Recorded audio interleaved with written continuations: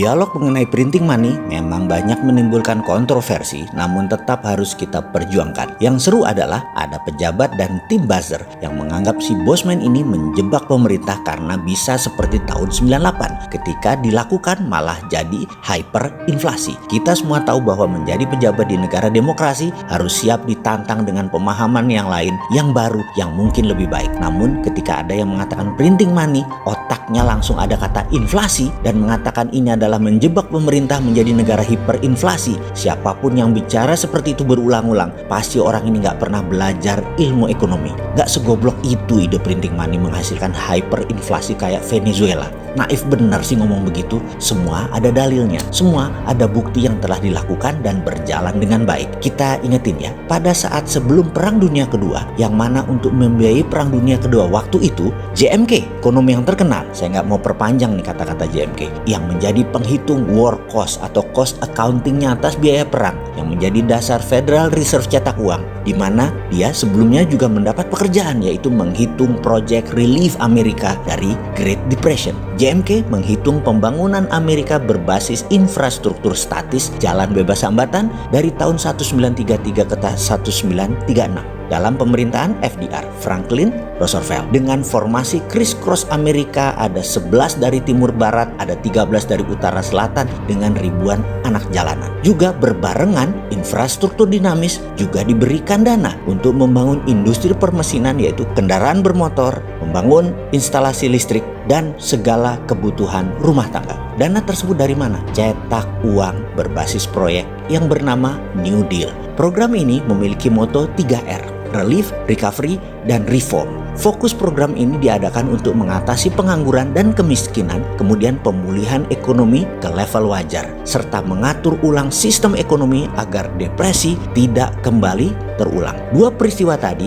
New Deal FDR untuk Amerika keluar dari depresi dan memenangkan Perang Dunia Kedua adalah strategi printing money. Oke, sekarang kita ke Amerika. Bosen deh lu bolak-balik ke Amerika. Tapi yang namanya belajar, ya nggak apa-apa juga. Tidak ada keunggulan di dunia ini. Yang ada hanya pengulangan, alias kalau mau unggul, maka ulangi.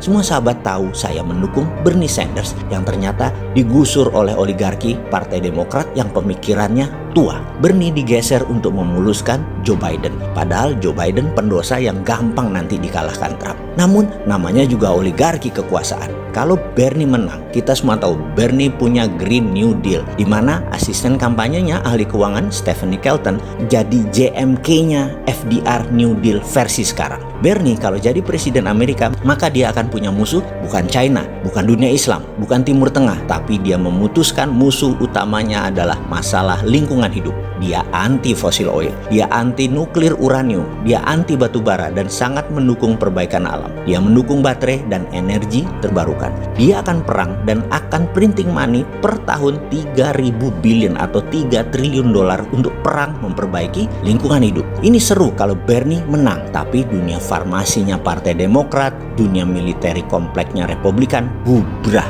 Bernie hanya perang di dua front. Satu, lingkungan hidup. Dua, komunis. Komunis itu musuh abadi demokrasi dan lingkungan hidup musuh perusahaan minyak, gas, batu bara, dan nuklir uranium dan hal-hal yang mengurangi oksigen karena penebangan pohon dan lain sebagainya. Ini beda dengan Trump. Ini beda dengan agenda Partai Demokratnya Biden, Obama, dan Clinton. Singkat cerita, Bernie disingkirkan. Kini terkadang timbul kekosletan otak si Sontoloyo ini. Selain konsep MMT di dalam membangun Indonesia yang tidak bisa diterima oleh para menteri yang pro IMF juga pro obor, maka mungkin baru bisa dijalankan setelah mereka tidak menjabat. Walau saya menyayangkan ketidakberanian mereka saat ini, mengingat mereka masih 4 tahun lagi berkuasa. Jadi buang-buang waktu untuk Indonesia jadi negara terbesar di dunia. Atau mungkin mereka memang tidak mau dicatat sejarah sebagai pejuang kedaulatan Indonesia berikutnya. Mereka maunya dicatat sebagai orang yang manut dengan IMF dan obor Tiongkok. Ya nggak apa-apa juga, namanya juga pilihan hidup, silahkan dilanjut. Jadi